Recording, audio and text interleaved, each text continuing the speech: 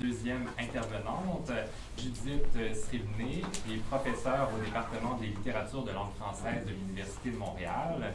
Elle s'intéresse particulièrement aux récits et aux représentations de soi dans les écrits à la première personne du XVIIe siècle, chez les romanciers, romancières, philosophes ou encore les mystiques, les voyageurs, voyageuses. Elle a fait paraître Récits et relations de soi au XVIIe siècle, au classique Garnier en 2014, et Pierre Gassendi, Voyage vers la sagesse, aux presses de l'Université de Montréal en 2017. Elle travaille actuellement sur les notions d'inquiétude au XVIIe siècle. Je te laisse la parole.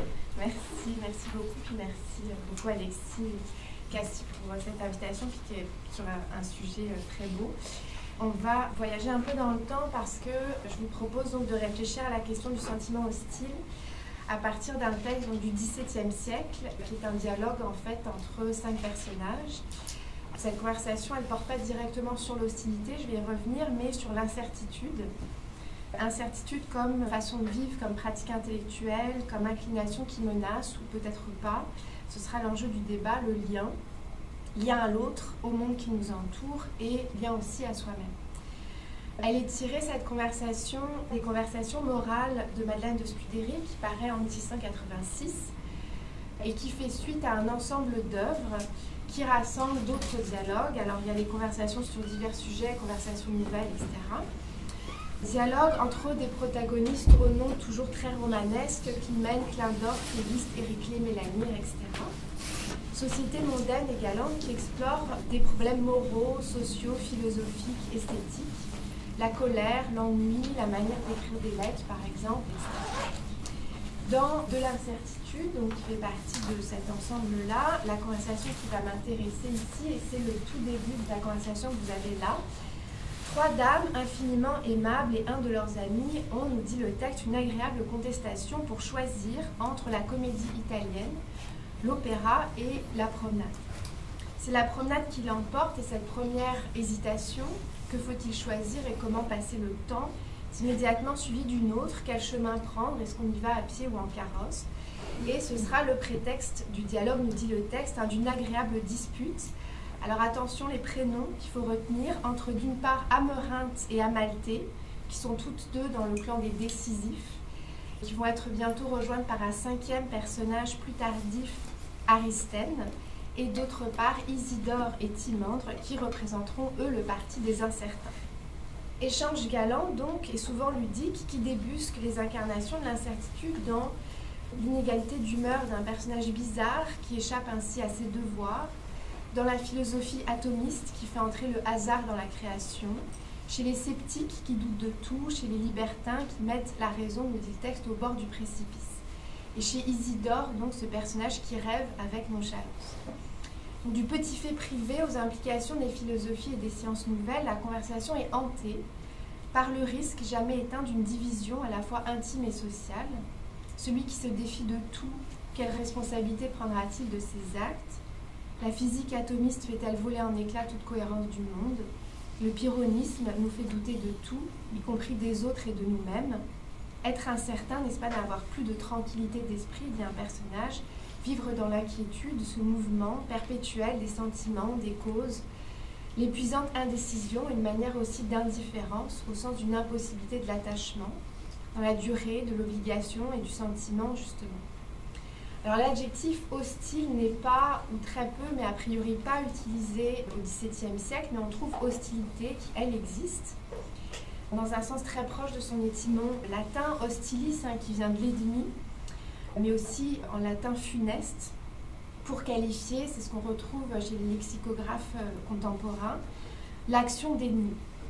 Si la conversation de Scudéry n'a pas donc, comme sujet premier le sentiment hostile, elle est bien pourtant traversée par des formes de violence et de peur, non pas dans leur manifestation spectaculaire, comme on verra dans d'autres dialogues comme la colère par exemple, mais dans leurs effets insidieux et ordinaires et leur métamorphose discursive. Alors Madeleine de Scudéry, écrivaine du siècle, elle est née en 1607 et elle meurt en 1701, salonnière très connue et prisée de ses contemporains pour ses longs romans, ses nouvelles, son art rhétorique, grande figure de la préciosité et de la galanterie, Scudéry, la critique l'a très bien montré, élabore une esthétique et une poétique qui ne cessent de lier les enjeux de la littérature à ceux de la société, un art de la fiction au contour d'une sociabilité dont elle pense, d'un bout à l'autre de sa carrière, les possibles, sous le signe de la politesse, de la tolérance et de la complaisance d'une civilité bien comprise. Ce que je voudrais plutôt ici montrer, c'est comment l'incertitude, forme d'inquiétude, révèle une manière d'ambivalence à l'égard du sentiment hostile, qui défait, mais qui peut-être aussi constitue une force de création. Alors je commence par donc, cette espèce d'incertitude qui nous menace. L'incertitude, donc, elle va apparaître aux yeux du clan de ceux qui vont s'appeler les décisifs comme la cause ou l'effet d'une bizarrerie d'humeur, d'un ridicule, de l'amour-propre, tout ce qui, en somme, contrevient aux formes du lien social, aussi bien privé que public. Je voudrais commencer par là pour comprendre ce qui, dans cette tentation de l'indécision, opère ou risque d'opérer comme un principe néfaste. Puisqu'il s'agit, alors ce que dit un des personnages, Isidore là tout en haut, puisqu'il s'agit donc pour la décisive Amalthée d'essayer de guérir Isidore de son incertitude qu'elle croyait dangereuse. De même qu'Aristène, donc il y a un autre décisif, considère que l'incertitude universelle est un défaut qui peut porter au plus grand décret. L'incertitude, elle est qualifiée à plusieurs reprises de sentiment, c'est-à-dire pour le XVIIe siècle en particulier, qu'elle relève à la fois des sens, le sentiment c'est l'impression que font les objets sur les sens, mais elle relève aussi du jugement et d'une forme de morale des passions. À ce titre, elle concerne aussi bien les affaires intellectuelles que politiques et religieuses. Alors je m'en tiens juste deux exemples de la façon dont le sentiment d'incertitude va pouvoir constituer une forme de menace. Aux incertains, les décisifs opposent des arguments qui, s'ils sont en fait assez communs à l'époque, n'en sont pas moins significatifs pour nous. Face à l'incertitude comme exercice radical du doute, on pourra bien sûr railler à propos de, je cite le texte, cette ignorance audacieuse qui, disant qu'elle ne décide de rien, décide tacitement de tout. C'est l'éternel, la seule chose que je sais, c'est que je ne sais rien. Version donc d'un scepticisme néo-académicien qui sera jugé paradoxal. Plus fondamentalement, le doute comme principe intellectuel, c'est-à-dire comment se fier à nos sens qui nous trompent sans cesse, comment s'appuyer sur une raison si vulnérable et fragile, limitée, est toujours le risque d'une solitude présomptueuse. Un simple doute, dit un des personnages, fait secouer le joug de la raison, de la foi et de la religion. Et là où le libertin pensait rabattre l'amour-propre de ceux qui pensent pouvoir tout connaître, les décisifs lui opposent, je cite, le comble de la folie humaine et de ne vouloir croire que ce qu'on comprend parfaitement par soi-même. Tous les deux visants s'accordent très vite sur une chose, la foi est à part et relève d'une adhésion qui n'est pas discutable. Il y a toute une partie du dialogue qui concerne la question de la spiritualité et de la religion que je laisse de côté. Mais Aristène insiste.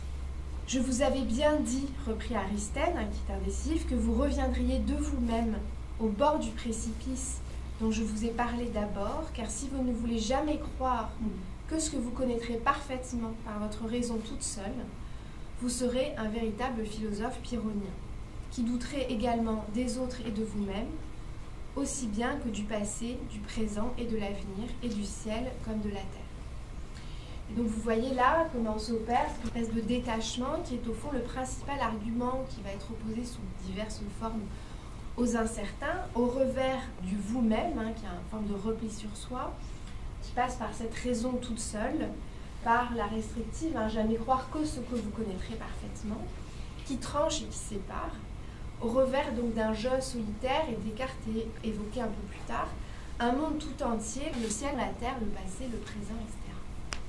Cet être qui flotte, esselé, face à un monde dans lequel il n'est plus, ni géographiquement, ni temporellement, ni affectivement, n'est pas sans rappeler le cadrage narratif donc, de ce personnage d'Isidore, l'incertaine, que le texte présente d'emblée comme nonchalante, portée à rêver et à regarder, autrement dit à vivre dans une sorte d'intimité silencieuse quand il est temps de viser.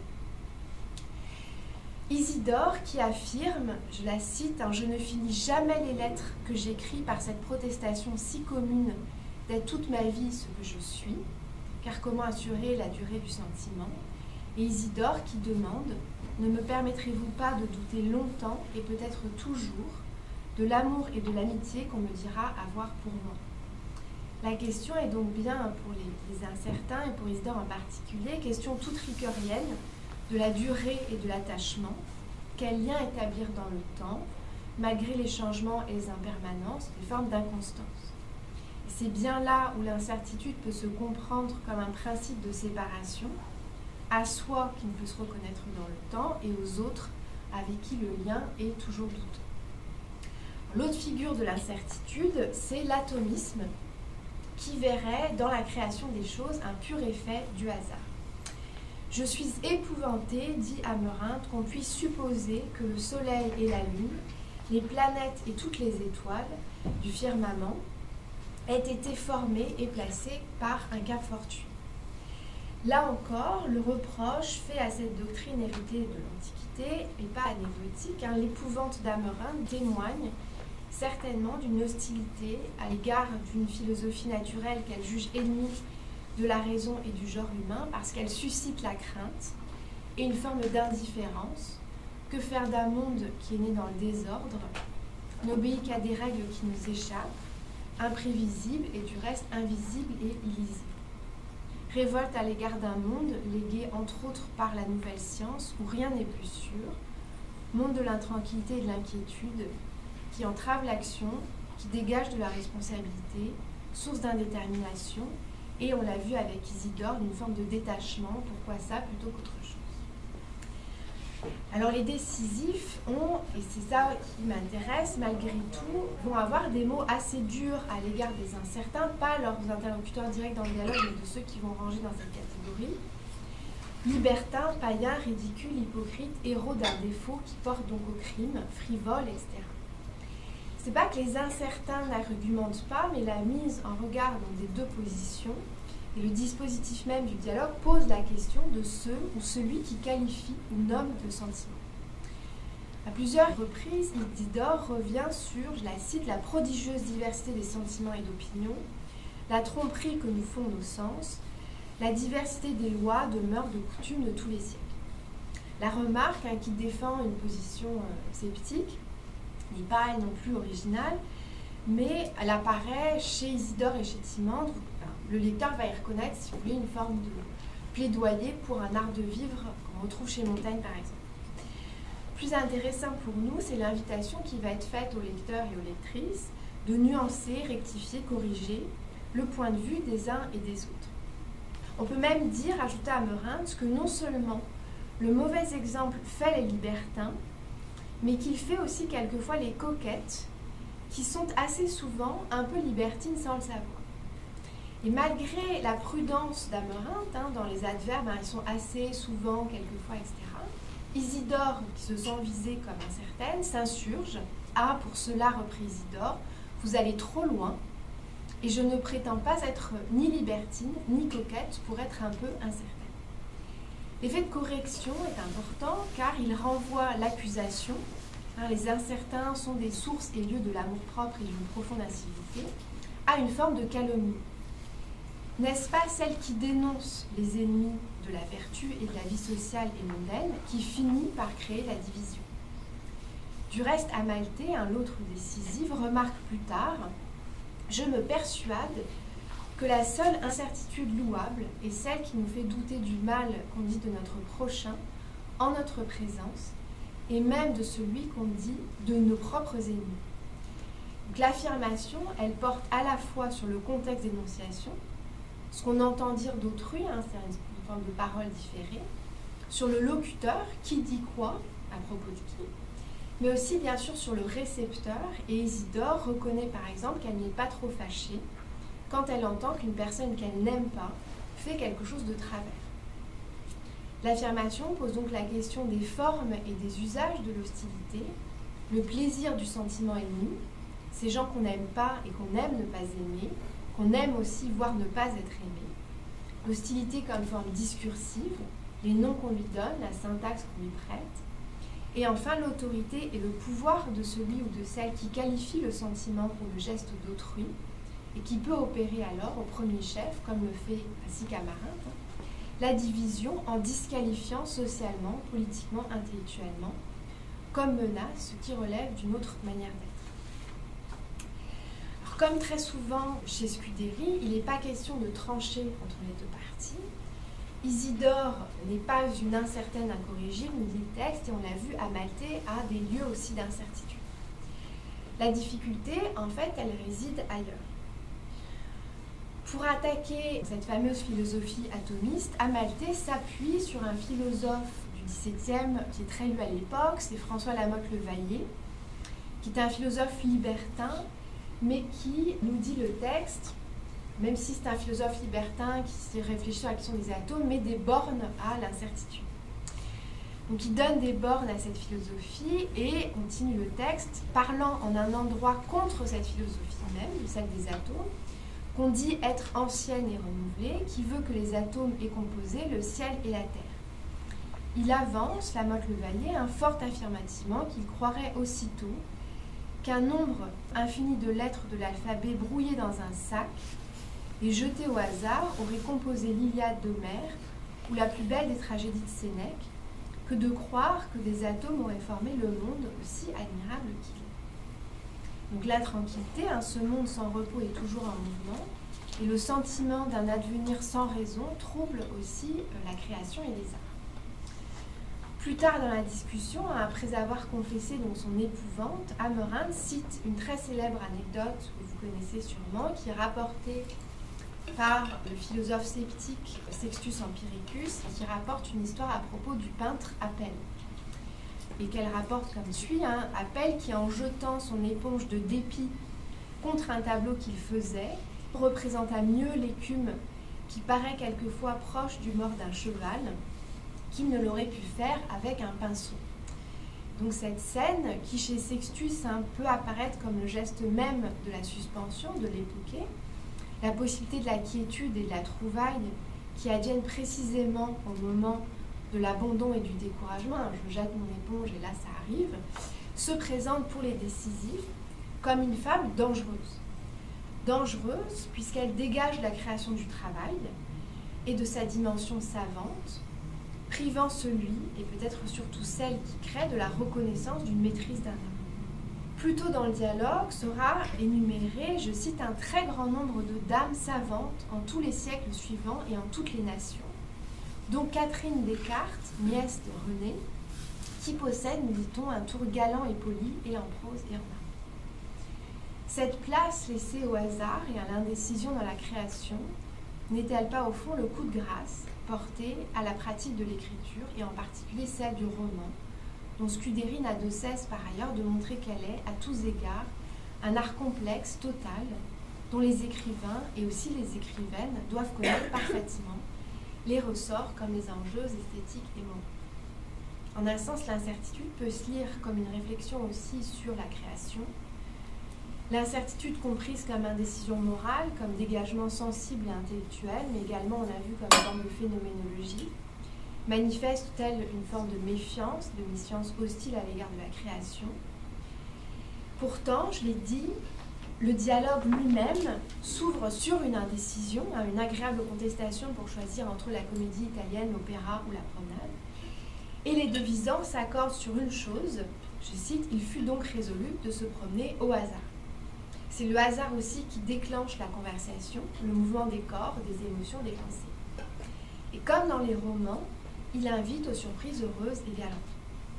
C'est bien pur hasard, et hasard de roman justement, si le carrosse dans lequel se promènent les personnages, je cite, rompit au bout d'une route fort agréable qui conduisait à une fort belle maison du sage et savant Aristae. Et ces atomes, encore eux, dont on se méfie, ces fameux atomes donc apparaissent comme un puissant moteur poétique, puisqu'à leur propos on écrit des madrigaux, des railleries légères et ludiques, que rapportent et échangent les deux visants, et qui vont donc comme ça émailler la conversation. De même, la malveillance, la pointe assassine, la médisance et bien sûr le désaccord et l'affrontement sont bien des ressorts narratifs, autant qu'ils suscitent l'échange.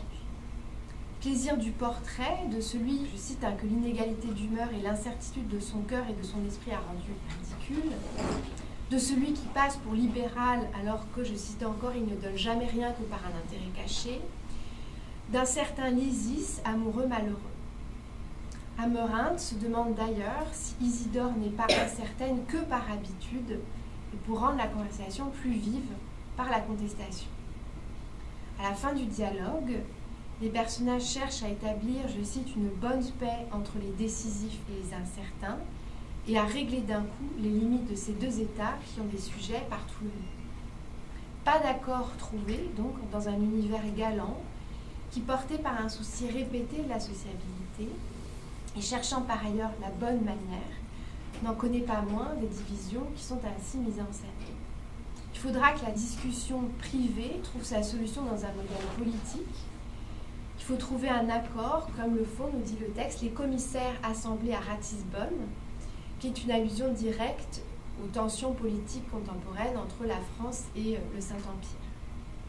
Pour assurer la paix, les deux parties s'accorderont sur une série d'articles qui déterminent des frontières là où on peut ou non exercer son incertitude.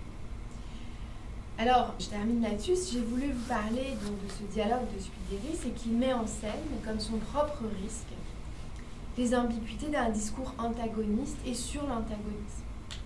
Espace galant et d'une parole ininterrompue, certes, puisqu'à aucun moment les deux visants ne vont se couper la parole ou s'empêcher de parler. Parole ininterrompue, mais lieu de fragilité aussi, et qui réfléchit ce qui inquiète nos relations. Par là, les ambivalences d'une paix signée in extremis, pouvoir du dire l'hostile, qui est aussi un dire hostile, pouvoir de l'ennemi qui hante le récit, le roman, et qui meut, inquiétant, l'échange le plus amical. Je vous remercie.